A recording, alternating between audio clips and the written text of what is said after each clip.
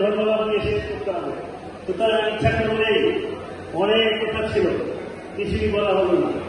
অনেকদিন ধরে মানুষরা নিজের একটা সুযোগ যাও দিল, তার মধ্যে আবার সময়ের স্বল্পতা বেঁধে দিল। যাক, আমি আর কথা বলাবো না। জাতীয় ছাত্র দলের সাবেক এবং বর্তমান, যেহেতু ছাত্রদল সম্পর্কে কথা বলতে বলা হয়েছে, এই জন্য এই প্রেক্ষাপটটা আলাদা।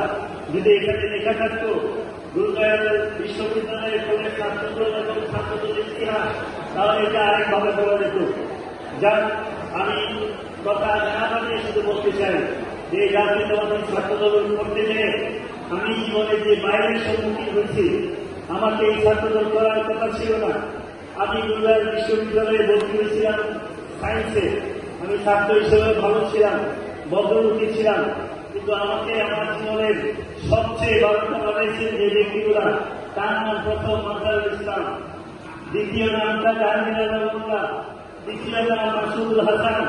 এই ভদ্রলোকগুলা আমাকে বাইরে দিতে এমন পর্যায়ে নিয়ে আসছে, আমি যখন ভাবছি চোখে আমি রঙিন চশমা দেখি, তখন ক্লাসে আর তোমাকে দেখা বলে না।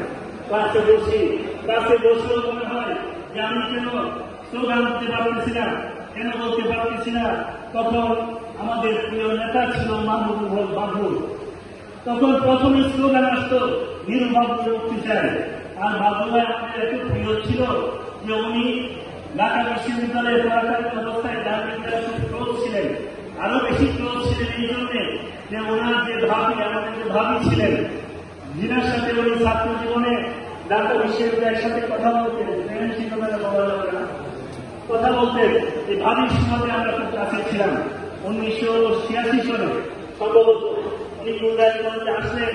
উনি আমাকে দেখে আমাকে খুব পছন্দ করলেন। দুটার মধ্যে বাম পাশে যে মেয়াদি গাছটা আছে, এই গাছের নিচে দাঁড়িয়ে বাবুভাই বক্তৃতা দেবে।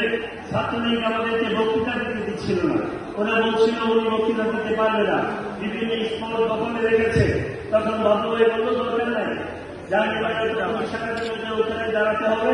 আমরা সেই মেয়াদগুলির নিচে দাঁড়িয়ে বাবুভাই বক্তৃতা দিলেন। সেই আরেক বাড়ি চলে গেলাম। জীবনে জাতীয়তাবাদী ছাত্র দলকে ভালোবাসতে যে আজকে জীবনে এই পর্যায়ে এসে দাঁড়িয়েছে।